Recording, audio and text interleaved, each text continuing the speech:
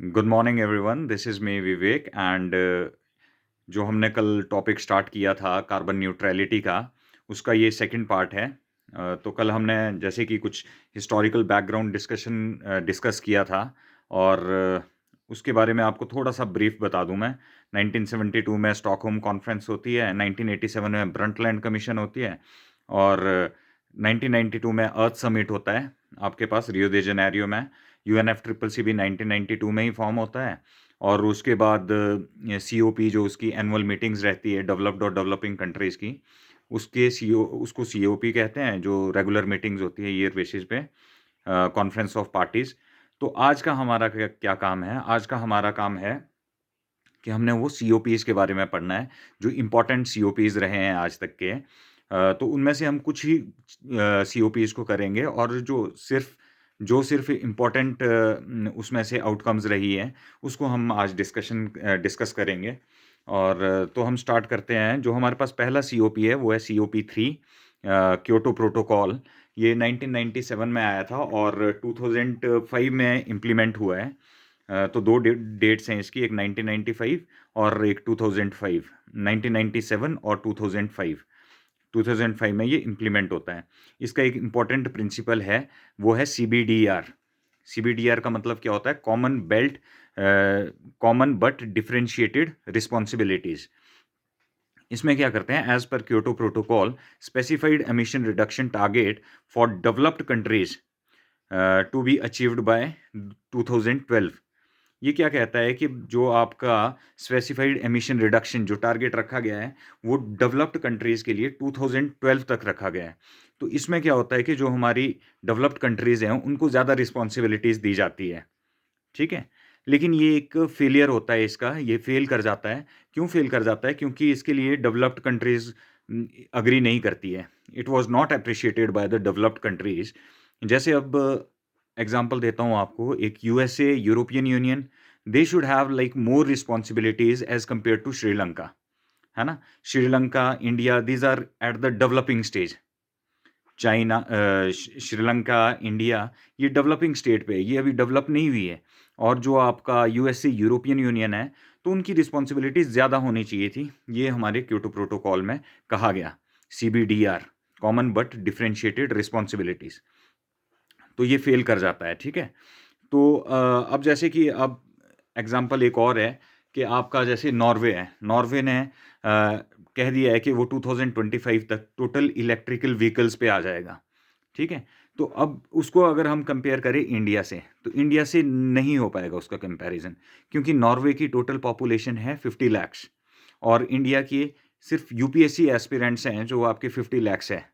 तो ये कभी भी कंपेयर नहीं कर सकते, हम उसका मॉडल हम एडॉप्ट नहीं कर सकते हैं, क्योंकि हमारा सिर्फ़ जहाँ पे जो यूपीएससी दे रहा है बच्चा, जो पढ़ाई कर रहा है, उसी की पॉपुलेशन हमारी 50 लैक्स है और नॉर्वे की पॉपुलेशन हमारे पास टोटल ही 50 लैक्स है। तो उसका मॉडल हम यहाँ पर इम्प्लीमेंट नहीं कर सकते, ठीक है? और तो फिर आगे देखते हैं इसमें हम कि जो हमारे पास ये तो पहला था सीओपी 3 क्योटो प्रोटोकॉल, इसका सीबीडीआर आ गया, इम्पोर्टेंट प्रिंसिपल, ठीक है? फिर हम कॉप 13 में आते हैं। कॉप 13 हमारे पास बाली में होता है, बाली कॉन्फ्रेंस 2007, कॉप 13। इसमें क्या होता है कि डेवलप्ड कंट्रीज़ हैं, वो क्या चाहती थी? Developed countries wants more emission targets for India and China.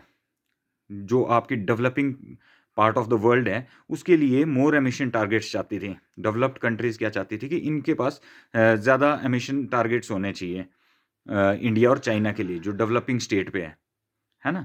क्योंकि क्या लॉजिक था उसके पीछे? वो ये कह रहे थे कि भई जो आपका इंडिया और चाइना है, वो आपका 1/3 of the population of the world वहाँ पर रिज़ाइड करती है।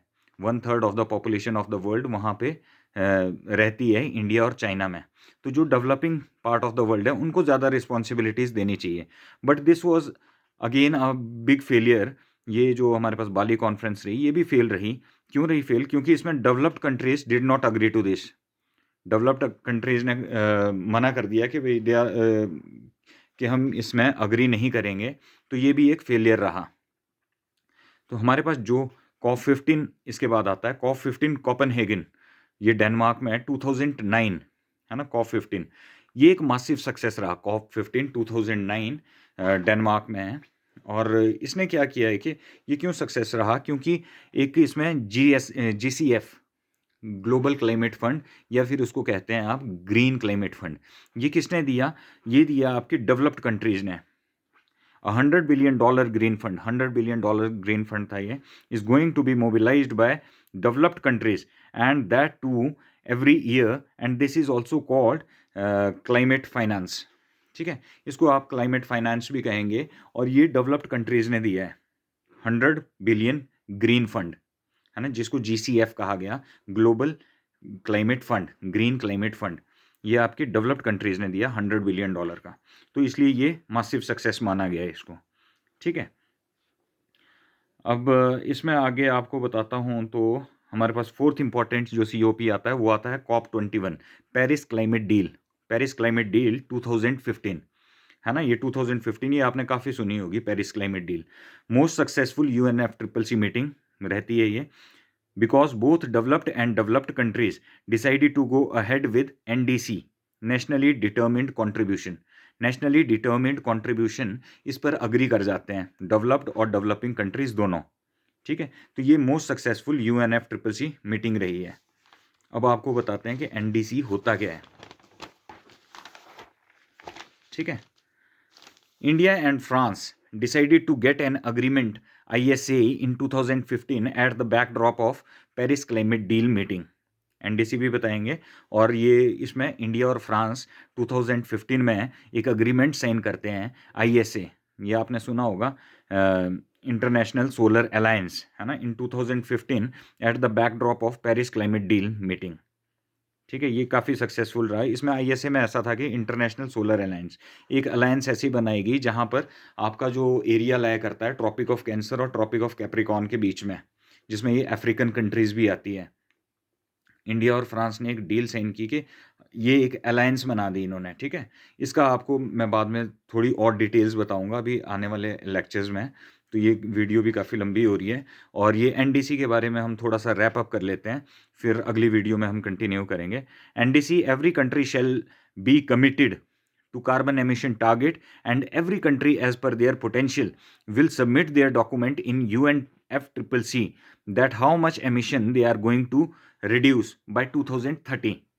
ठीक है, NDC में नेशनली डिटर्मिन्ड कंट्रीब्यूशन, ये दोनों डेवलप्ड और डेवलपिंग कंट्रीज के बीच में अग्रीमेंट हुआ कि भाई every country shall be committed to carbon emission, है ना, कि कार्बन एमिशन की जो रिडक्शन है उसमें सारी कंट्रीज का साथ रहेगा। और and every country as per their potential, अपनी अपनी उसके हिसाब से कि वो कितना कार्बन कैप्चर कर पाते हैं। ठीक है, कितना कार्बन सिंक कर पाते हैं, फॉरेस्ट कवर के थ्रू हो सकता है, या फिर देखो ये बात है कि जैसे कार्बन कैप्चर जो हमने कहा, ये वर्ड का जो पोटेंशियल है, वो कार्बन कैप्चर क्या होता है कि मतलब कार्बन को कितना सिंक कर पाता है हमारा एनवायरनमेंट, हमारा एटमॉस्फेयर, उसी को हम कहते हैं कार्बन कैप्चर। तो इसमें ये है कि दो तरह से हो सकता है। एक तो कार्बन कैप्चर टेक्नोलॉजी होती है, वो काफ़ी एक्सपेंसिव टेक्नोलॉजी है। और दूसरा हमारे पास है increasing by increasing forest cover, कि हम फॉरेस्ट कवर को इंक्रीज कर लेते हैं। तो ये दो टेक्नोलॉजीज रहेगी यहाँ पे। ठीक है, और यही था NDC में, यही था कि भाई हर एक कंट्री कमिटेड रहे अपना कार्बन एमिशन को रिड्यूस करने के लिए, और अपने टारगेट्स को भी अचीव करें। और टारगेट्स का जो ईयर था वो 2030 दिया गया, कि भाई जो टारगेट है वो आप 2030 तक कितना रिड्यूस कर पाते हैं, वो आपके NDC में मेन ये रहा। ठीक है, तो इस वीडियो को हम यहाँ पर रैप अप करना चाहेंगे।